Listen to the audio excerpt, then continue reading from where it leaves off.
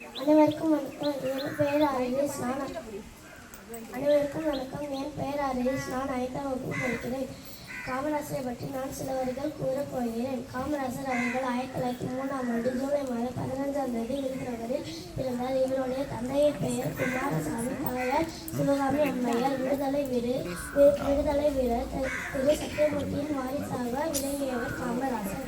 1954ஆம் ஆண்டு ஜூலை மாதம் 15ஆம் தேதி 1954ஆம் ஆண்டு அனைவரும் பேராதரவுடன் காமராசர் தமிழ்நாட்டு முதலமைச்சராக பதவியேற்றார்.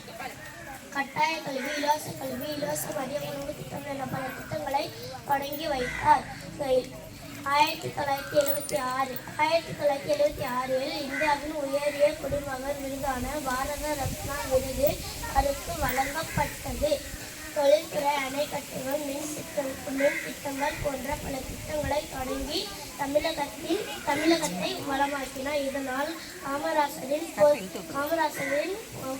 ஆட்சி காலம் தமிழகத்தின் பொற்காலம் என்று அழைக்கப்படுகிறது. காமராசர் அவர்கள் 1975ஆம் ஆண்டு அக்டோபர் 2ஆம் தேதி மறைந்தார். நன்றி, வணக்கம்.